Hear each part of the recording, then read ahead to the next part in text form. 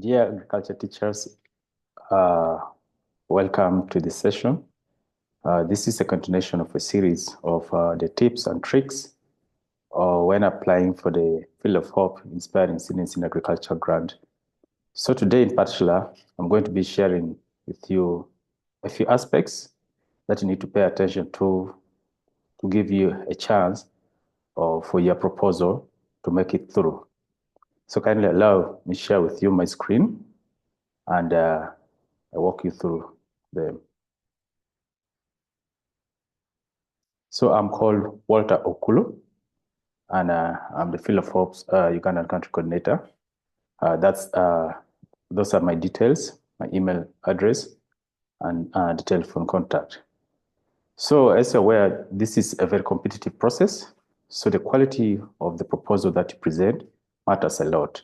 So that's why we thought of providing you some insights on some of the key areas that we pay attention to as we look at your application. So in the template, we always focus on what services and products your project is going to produce. Of course, this is going to vary from school to school depending on what project you have chosen. However, some of the products that can be as a result of your project, one is meat, more especially when you're dealing in poultry, goat, rabbitry, or piggery projects. The other is the eggs, and that's specifically for poultry projects. And these eggs, of course, can be sold as fresh or as boiled to the school community or to the neighboring community. The other product that can also be as a result of your project are manure. So the manure mostly will come from the droppings, from the birds, and also the animals. And also perhaps if you have been in position to decompose some of the kitchen residues as well, those ones can also, yield to that. So things like, let's say the vegetables, like the stems and all those can still form manure. Then the other aspect is skilled and knowledgeable students. So this is more of a service that, will be resulting from your projects. So from the skills that the students have gained, we expect them to also transfer that to the rest of the students or the communities around. So that's one of the, the products that can arise from your project. So how will you distribute the products to the customers? I think it's very important as you venture into, those projects. Remember, we want this to be sustainable, so that means you also have to look outside just providing hands-on experience to the students, but most importantly, address the customers or the markets that you're going to be working with. So paying attention to how the products will reach the customers is also key, because they can either determine the number of customers that you're going to have, buying your products or not. So one way is actually you can distribute directly to those clients on order. So if you have established a good connection with them, they can actually just place orders whenever they need those products, like the eggs or birds or the animals. Two, the clients can also pick directly from the farm. This, in most cases, happens when the client knows your premise and they know the products that you are producing. So it's much easier for them to come to your premise. The other one can also be through agents. So, to expand your reach, sometimes, you have to look at employing or, working with other agents where you supply them, then now the clients can get the products through them. Then for other, entities, they can also establish their warehouse or store where, can be a little bit away from, your location, but where, it allows you to take these products closer to the clients or to the market. So these and many more are some of the ways that you can, distribute your products to the customers. And you don't have to limit yourself to what I've provided here. We always employ you to also be innovative and creative and look for other channels. So now, how do you ensure that your business remains successful over time? So sustainability is one key area that we look at as we gauge your applications. So one thing is just trying to understand, the market that you're serving. So identifying or through survey, just identifying some of these market opportunities and the new clients is key. In that way, you'll remain relevant but also competitive. So always you have to keep watch of the market and just try to identify who the potential clients are. Then two, ensuring quality. Much as we tag prices onto our commodities, it's important that the quality is commensurate with the price that you have tagged. So ensuring quality is one way of beating competition from other or competitors, but also just ensuring there's value for money, what the clients are going to be paying for your products. Then three, employing recommended practices and techniques. So let's say if it's poultry production, please just ensure that you follow all the appropriate technologies or practices that ensure that your birds don't die or they're healthy. If it's crop production, applying those good agronomic practices. So in that way, that you will be in position to minimize losses that would arise due to poor practices. Then minimizing cost of production, it's important that you try to reduce cost of production so that, at the end of the day, you get better profits. Remember, this is a business and just be self-sustaining. So if you invest a lot on or cost, then sometimes that's going to compromise, your profits and your ability to stay afloat as a business. So the other areas you can look at are things like proper security, just ensure that you prevent theft, proper records. This will enable you to do farm analysis and make key decisions. The other area that I would also employ you to do is do value addition.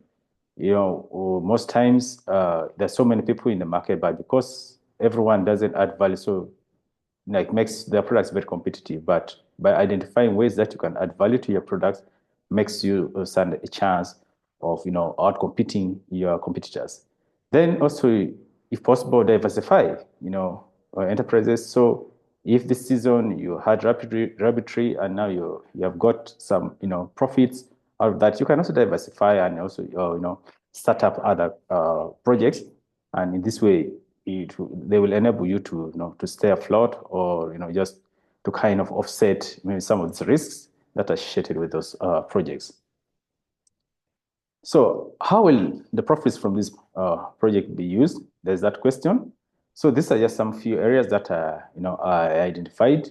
So one is restocking the birds and animals or another cycle of the project. So after balancing your books, you can choose not to use the profits to increase on the your scale of production. Then two,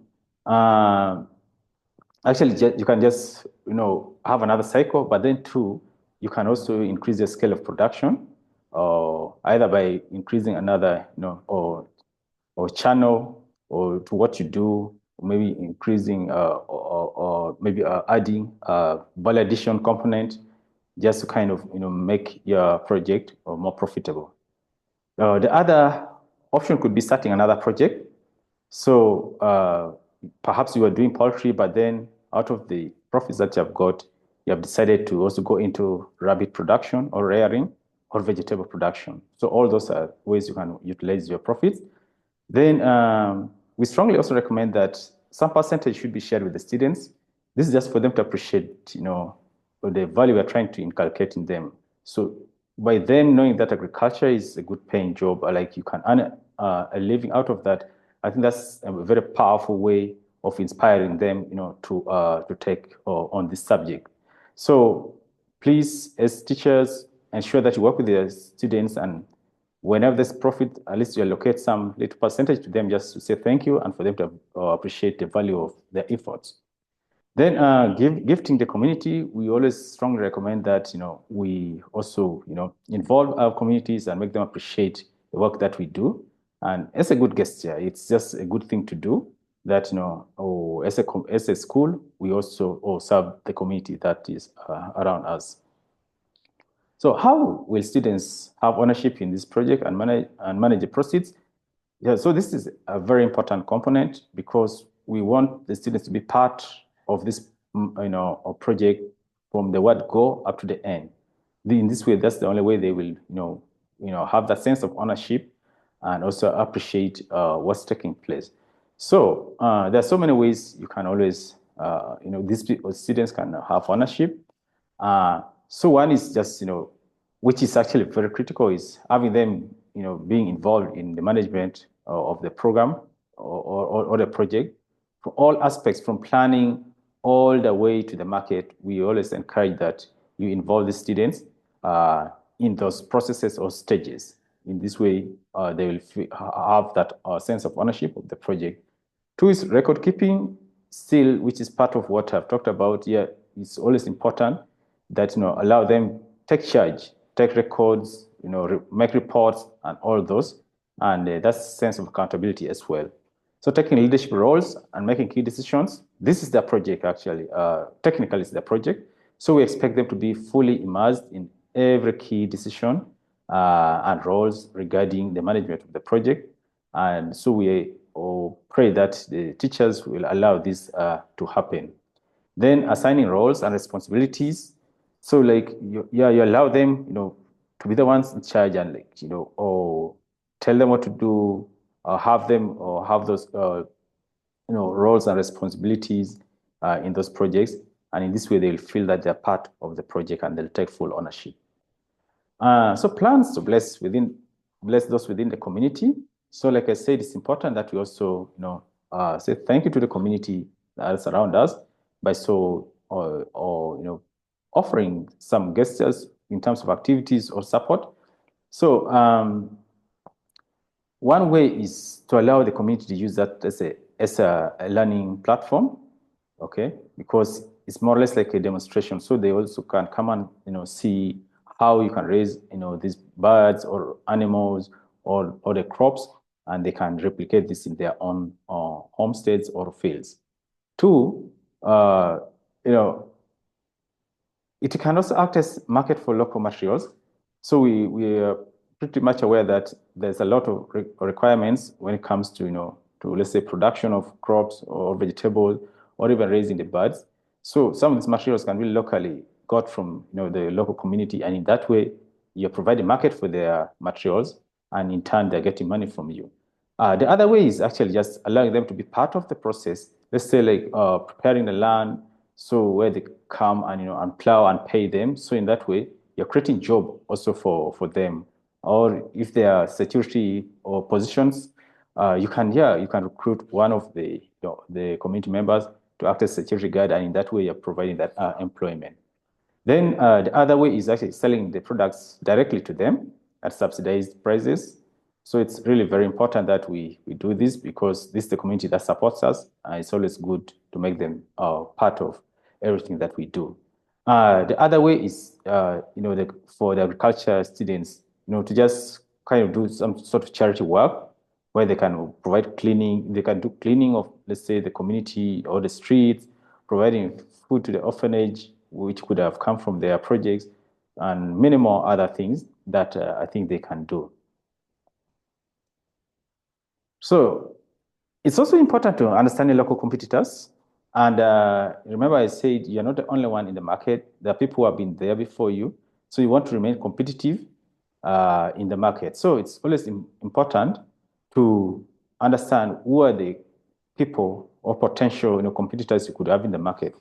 So depending on the project that you're undertaking, of course, there are so many competitors, and they could be actually local individual producers. Let's say if you have vegetables, then you also have the community members who are, produce their vegetables and they're supplying them the same market like you. It could be commercial producers, let's say poultry, where we have quite a number of people who have taken it to a commercial level. So like just understanding, knowing who are these and like what kind of threat do they pose to you and what advantages, do you have over them, or how do you overcome, those competitions that they are presenting to you. So the other could also be neighboring schools, where we know we have many schools that perhaps could also be engaged in similar enterprises. So it's important to understand what they do and how they do, or how they run their projects.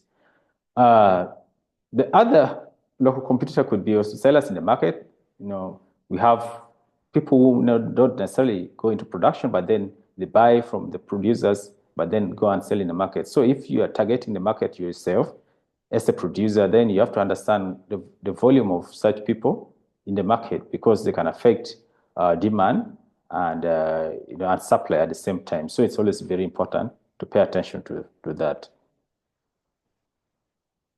So those are some of the tips and tricks. I know there's still a lot more other things coming your way, but we just try to put them in bits in the interest of time.